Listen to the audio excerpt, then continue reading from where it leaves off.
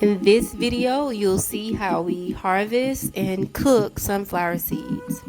We originally planted sunflowers just to attract more bees to our garden. We planted the seeds directly in the ground around early May. So here you can see the sunflowers growing. I had a direct view from my kitchen window, and it was amazing just watching the sunflowers grow and get bigger.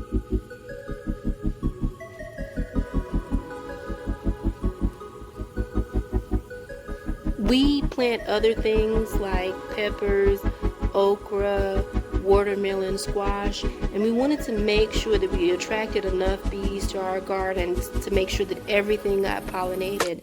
And the sunflowers definitely worked. We had a lot of bees working all the time to pollinate all of the flowers. I feel like nothing went unpollinated this summer.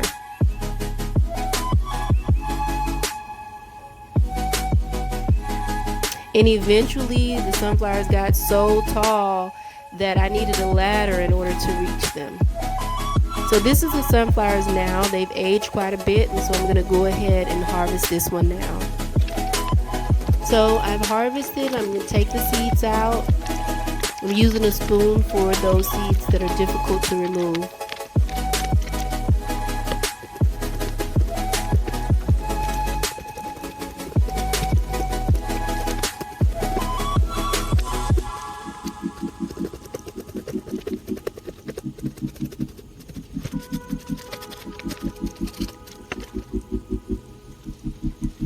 Here you can see a ladybug, and they're also good for your garden.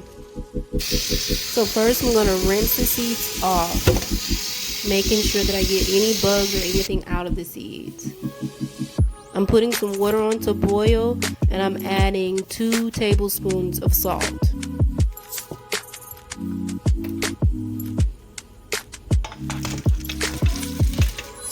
So I put the seeds in, and I boil the seeds for around 10 minutes.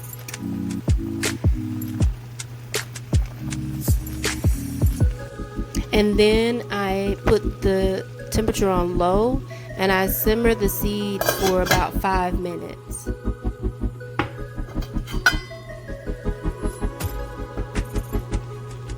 So now I'm going to drain the seeds, and I'm going to take the seeds and spread them out on a towel to get rid of any excess water.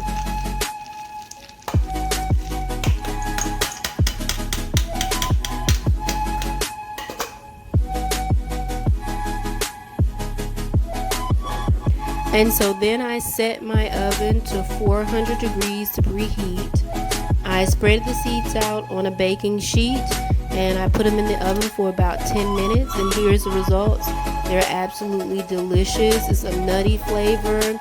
I plan to use them on my salads. I hear you can make something called a sunflower seed butter.